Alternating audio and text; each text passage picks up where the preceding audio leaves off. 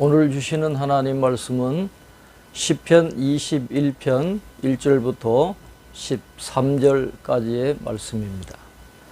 시편 21편 1절부터 7절까지의 말씀은 왕에게 베푸신 하나님의 복에 대해서 이스라엘 백성들이 하나님께 감사의 찬송을 드리는 내용으로 되어 있습니다. 왕이 어떤 복을 받았을까요? 1절에 여호와여 왕이 주의 힘으로 말미암아 기뻐하며 주의 구원으로 말미암아 크게 즐거워하리이다 라고 노래하고 있습니다. 주의 힘으로 말미암아 기뻐하며 주의 구원으로 말미암아 크게 즐거워하리이다 라는 이 말씀은 앞에 나오는 시편 20편과 연결해 보면 전쟁에 개입하셔서 승리하게 해주신 하나님의 은혜를 높이고 있는 것임을 알 수 있습니다. 하나님이 그 전쟁에 개입하신 이유가 무엇입니까? 2절에 그 이유가 나와 있습니다. 그의 마음의 소원을 들어주셨으며 그의 입술의 요구를 거절하지 아니하셨나이다 라고 말씀합니다. 왕이 하나님께 간절히 기도했다는 것을 백성들이 다 알고 있습니다. 그 기도로 인해서 하나님이 개입하셨고 하나님의 도우심으로 승리하게 되었다는 것을 모든 백성들이 다 알고 있습니다. 그래서 승리하게 하신 하나님께 감사의 찬송을 올려드리고 있는 것입니다. 주의 아름다운 복으로 그를 영접하시고 순금관을 그의 머리에 씌우셨나이다 라고 노래합니다. 아름다운 복이라고 하는 것은 하나님의 은혜로운 선물을 의미하는데 구체적으로는 대적들에 대한 승리를 의미한다고 할 수 있습니다. 이 시편 21편은 메시아적 성격을 띠고 있고 아울러 다윗 왕조의 영원성을 노래하고 있는 시편입니다. 이런 관점에서 볼 때 순금관이라고 하는 것은 다윗 왕이 하나님의 왕권의 대리자로서 인정되었음을 상징한다고 할 수 있겠습니다. 그가 생명을 구하며 주께서 그에게 주셨으니 곧 영원한 장수로 소이다 라고 말씀합니다. 다윗이 아무리 장수했다고 해도 영원한 장수는 아닐 것입니다. 그러므로 전체적인 문맥에서 볼 때 생명이란 다윗 왕조의 영원성을 의미한다고 할 수 있겠습니다.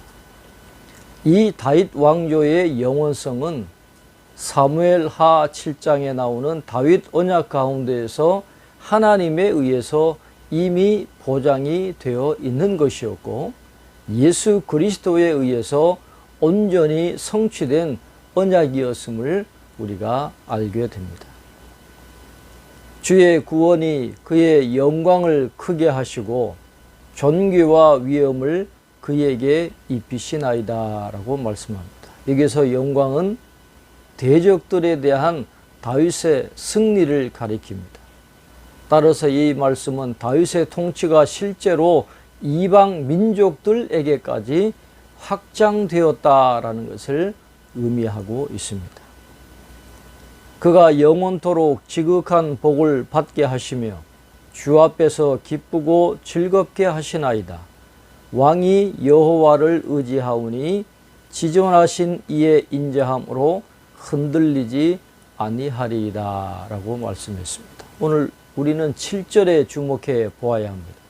왕이 여호와를 의지하오니 지존하신 이의 인자함으로 흔들리지 아니하리이다. 이 말씀은 언약이라고 하는 개념 아래에서 이해를 해야 됩니다. 언약에는 두 동반자가 있는데 하나님과 왕으로 대변되는 이스라엘입니다. 그리고 이 언약 관계에서 하나님의 근본 성품은 인자함이며 왕의 대답은 신뢰여야 합니다. 하나님의 언약 백성들의 신뢰가 계속되는 한 하나님의 은혜는 변하지 않을 것임을 노래하고 있는 것입니다. 오늘 우리 모두가 기억해야 할 귀중한 말씀입니다. 하나님에 대한 신뢰를 이어가는 한 하나님이 먼저 우리를 버리지 않으실 것이라는 사실입니다. 8절부터 13절까지 말씀은 이번 전쟁에서 승리한 것으로 하나님의 은혜가 끝나는 것이 아니라 앞으로도 쭉 계속해서 왕이 하나님을 의지할 때에 미래에도 왕에게 승리를 주십시오라고 하는 기원으로 마치고 있습니다. 이 구절들은 하나님의 능력으로 왕이 그 모든 원수들을 정복할 것을 선포하고 있습니다. 왕의 손이 왕의 모든 원수들을 찾아내며 왕의 오른손이 왕을 미워하는 자들을 찾아내리로다. 왕이 노하실 때에 그들을 풀무불 같게 할 것이라. 여호와께서 진노하사 그들을 삼키시리니 불이 그들을 소멸하리로다 라고 노래하고 있습니다. 왕이 노하실 때에 그들을 풀무불 같게 할 것이라. 이 말씀은 다윗 왕이 암몬 자손들에게 행한 처절한 형벌을 연상케 하고 있습니다. 다윗은 암몬을 정복한 후에 그 백성들을 벽돌 가마에 던져 넣는 무서운 형벌을 행했던 것을 볼 수가 있습니다. 이 구절이 나타내고자 하는 의미는 다윗이 이방 민족들에게 무서울 정도로 권위 있는 자가 될 것이라는 사실입니다. 여호와께서 진노하사 그들을 삼키시리니 왕의 권위에 이어서 곧바로 하나님의 진노의 행위가 기록되어져 있습니다. 이것은 다윗 왕이 독단적으로 행하지 않고 어디까지나 하나님의 지시하에 행할 것임을 보여주고 있는 것입니다. 왕이 그들의 후손을 땅에서 멸하며 그들의 자손을 사람 중에서 끊으리로다. 비록 그들이 왕을 해하려 하여 음모를 꾸몄으나 이루지 못하도다 라고 했습니다.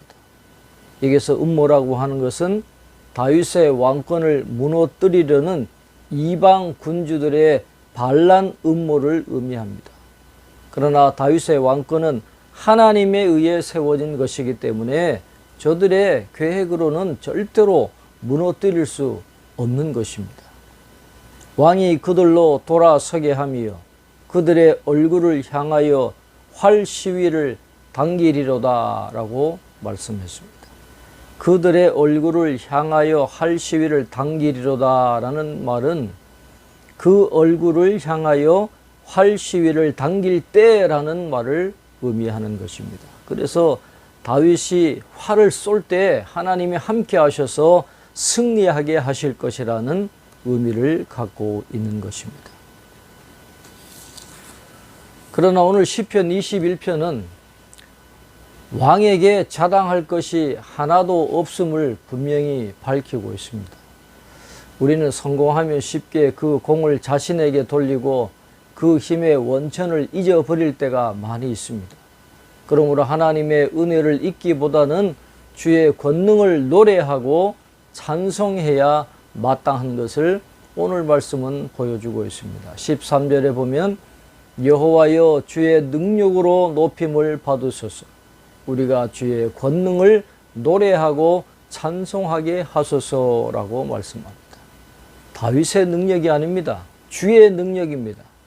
주의 크신 권능을 노래하는 이스라엘 백성들의 모습이 오늘 본문에 기록되어져 있습니다.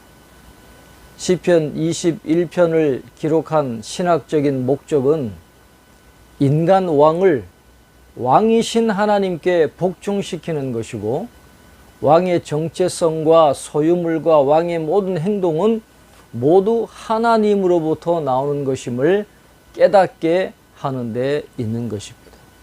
그래서 왕이 하나의 표준이 되어서 왕을 통하여 하나님의 복이 이스라엘 백성들에게 흘러나가게 되고 그 복이 이스라엘에 머무는 것이 아니라 이스라엘을 통해서 온 세계와 열방으로 흘러가게 하는 것이 하나님의 뜻이다라는 것을 시편 21편은 보여주고 있습니다.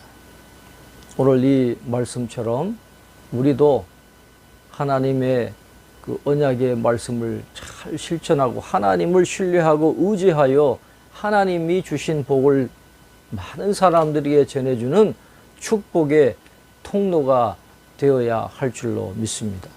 오늘 하루도 우리의 삶을 통해서 하나님의 복이 주변으로 흘러넘치는 복된 하루가 되시기를 주님의 이름으로 축원합니다.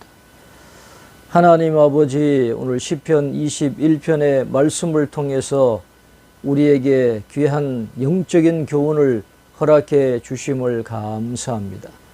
하나님은 언약을 지키시는 신실하신 하나님이십니다.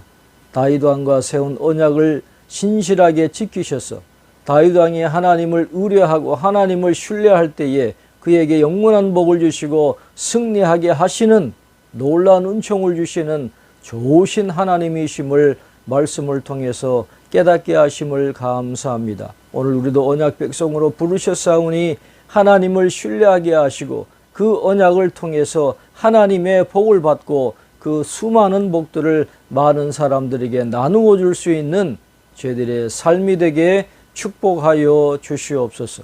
이번 한 주간도 주님께서 우리 모든 성도들 붙들어 주시고 하루 믿음으로 승리하는 복된 하루가 될 수 있도록 축복해 주시옵소서. 오늘도 우리와 함께 하실 줄 믿고 예수님 이름으로 기도하옵나이다. 아멘.